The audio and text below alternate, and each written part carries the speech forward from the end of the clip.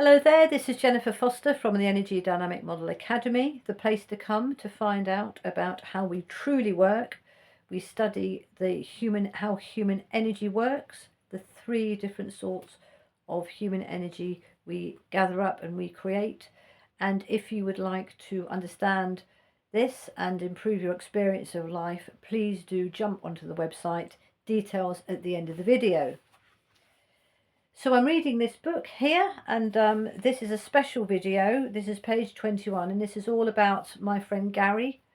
Gary I met at Remploy, and he inspired me and showed me lots about how we work as human beings and how we can create experiences we want to, no matter what our situations, so long as we're focused and have passion and know what we need to do and are brave souls and can do it.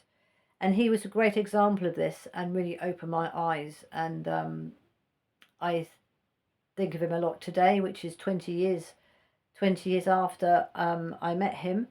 And I would like to, acknowledge and give him credit for what he taught me and how he enabled me to keep going with this idea. So this is for him. Gary was his real name. He was in his early 40s, an astute, intelligent and passionate man. He lived with quite severe disabilities. He could not walk very well as he was weak on one side of his body, and he could not see very well either. He had spent his entire life in Remploy, and it drove me mad, to use one of his favourite phrases. As soon as he heard about the project to leave Remploy, he signed up and started to inquire about his next steps. Gary had two passions in his life. One was going to the pub and the other one was cricket. He travelled all over the world following the English cricket team. He was fixated. Nothing could stop him.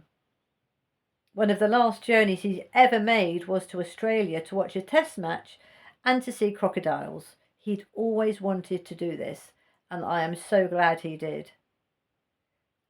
It was one of the last journeys he ever made, and he was so pleased that he had made it. There was no fear in the man. There was no negative attitude. I remember the last time I ever saw him was when he came to Wales to see me after the Australia trip. He rang me up and pretty much denounced he was at the train station and could I come and get him. I was surprised he was there, but of course I did. I saw him leaning against the wall, looking much thinner than he used to be. He moved towards me, nearly fell over, and I could see that he could barely stand. I managed to get him in the car, and over the next day or so took him out and about, going to various pubs in the local area, but he was so weak he could only walk a few steps. When I said goodbye to him at the end of the visit, I knew that I wouldn't see him again. How he had managed to travel unaccompanied from London to Wales, I have no idea, or how he had even considered that he could do it. But he had come to say goodbye, and I felt it. That was Gary. He showed me that absolute passion and focus allowed you to achieve anything you wished for and more. And to have no fear. Incredible.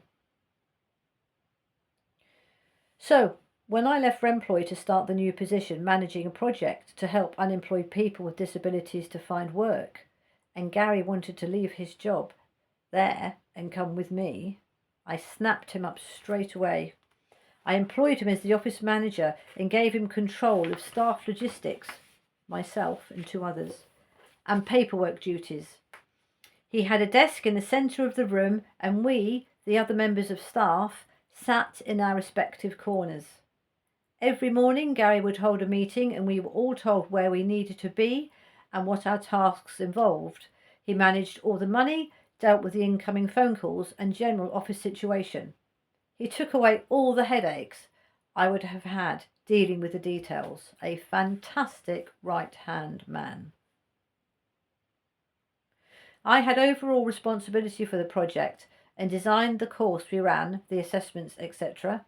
Des, another staff member, managed the clients, looked after them, and took them to their various placements. And Fiona was the employer liaison person, and she would work with and support the employers who wanted to take on any of our clients. We were the dream team, and we smashed it. After a year, I moved on, and Fiona took over and continued the good work.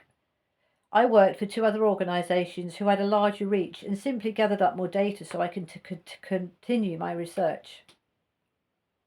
Here are some of the case studies from that era. So to hear more about what I learned from other people that I met after that, then please do carry on listening to the videos. If you're interested or inspired or want to find out more, please contact me. My text is 0790 3820 950. Thank you very much.